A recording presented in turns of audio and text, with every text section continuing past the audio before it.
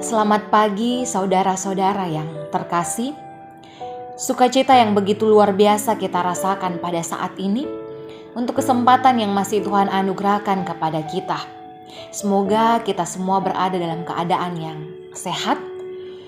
Tuhan memberikan kesempatan kepada kita untuk kembali berjumpa, merenungkan firman-Nya dalam renungan harian Senin 14 November 2022.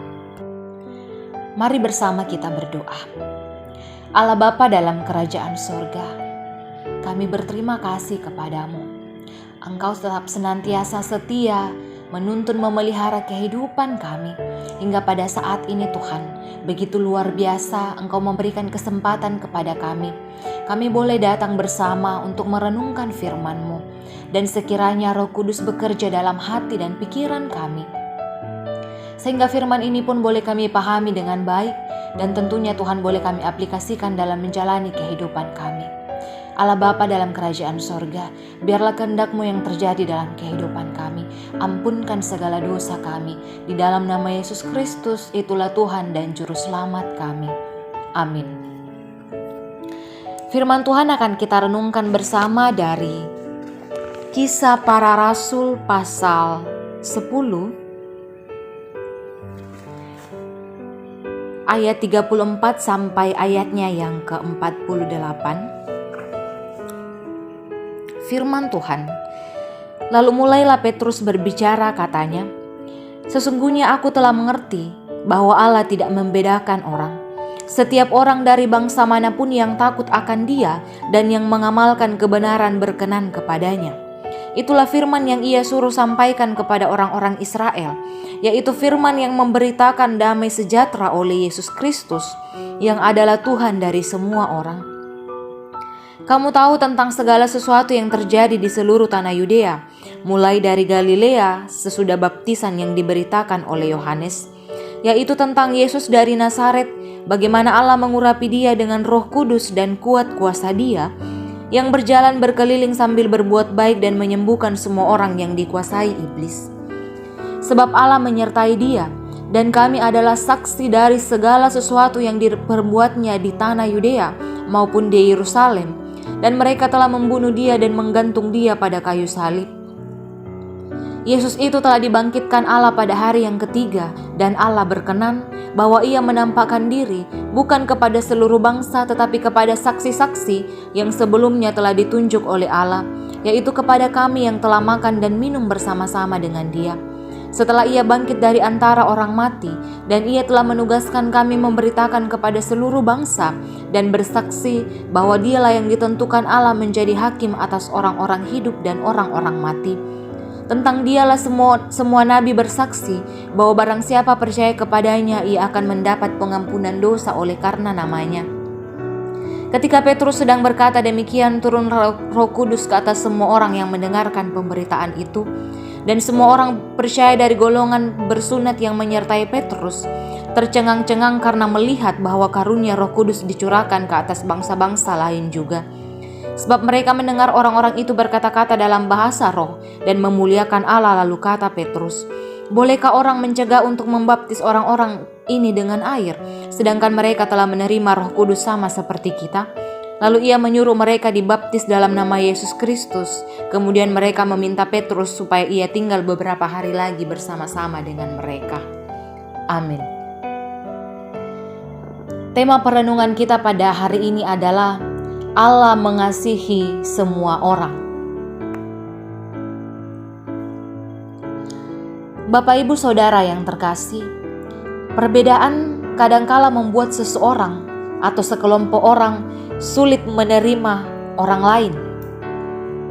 Karena perbedaan ini dianggap sebagai hal yang dapat mengganggu, bahkan hal yang tidak bisa disatukan. Banyak di antara kita yang menganggap perbedaan ini sebagai suatu masalah yang besar. Namun pada sisi lain, ada yang memahami bahwa perbedaan ini akan membuat hal semakin indah jika kita bisa hidup saling menerima dalam perbedaan. Cornelius adalah seorang non-Yahudi, sedangkan Petrus adalah orang Yahudi. Dan di sini ada larangan bagi orang-orang Yahudi untuk bergaul dengan non-Yahudi. Namun Petrus menyadari bahwa semua orang sama di hadapan Allah.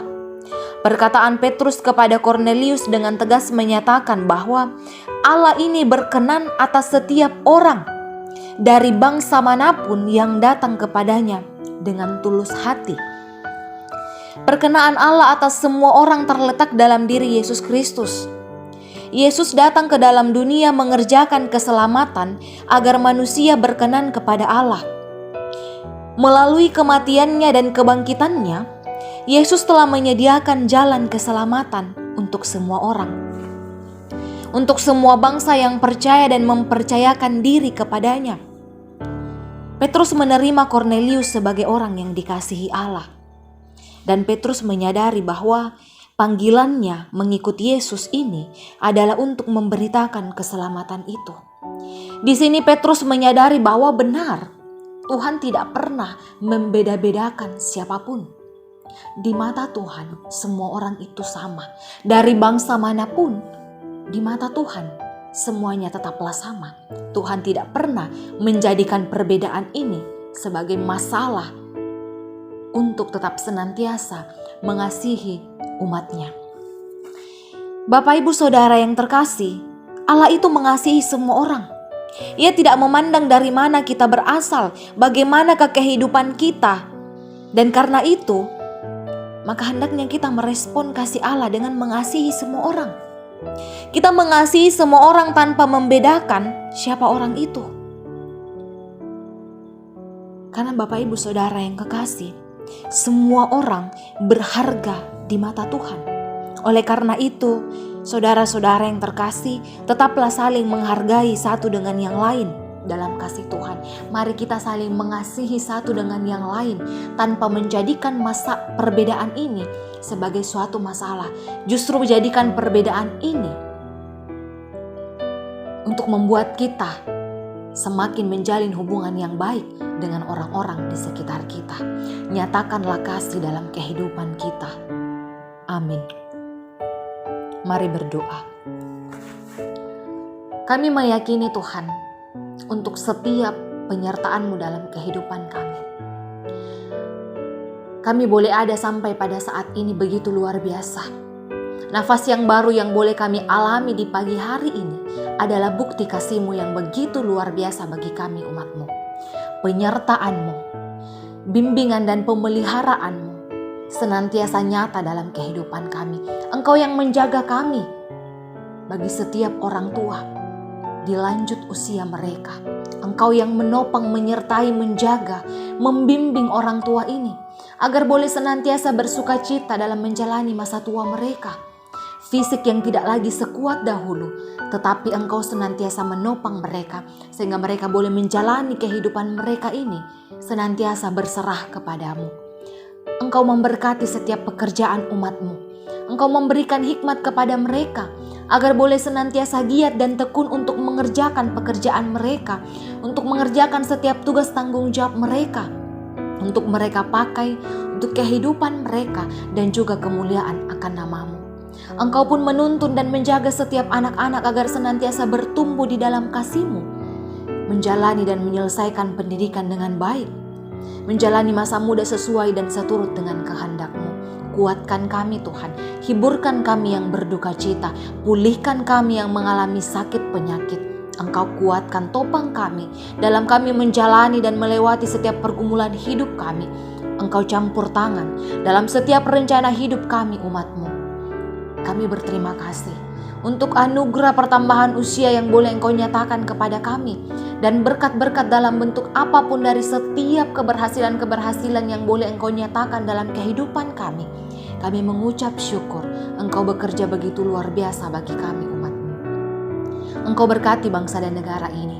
Biarlah Tuhan senantiasa mengalami keadilan dan juga damai sejahtera. Engkau berkati setiap keluarga kami agar boleh senantiasa mengalami keharmonisan dan juga damai sejahtera. Kehidupan kami Tuhan, kami serahkan ke dalam tangan pengasihan-Mu. terkhususkan untuk sepanjang hari ini kami menjalani aktivitas dan kegiatan kami pribadi lepas pribadi. Biarlah Tuhan kehendak-Mu yang terjadi dalam kehidupan kami. Ampunilah segala dosa kami yang melawan kehendak-Mu. Di dalam nama Yesus Kristus, itulah Tuhan dan Juru Selamat kami. Amin.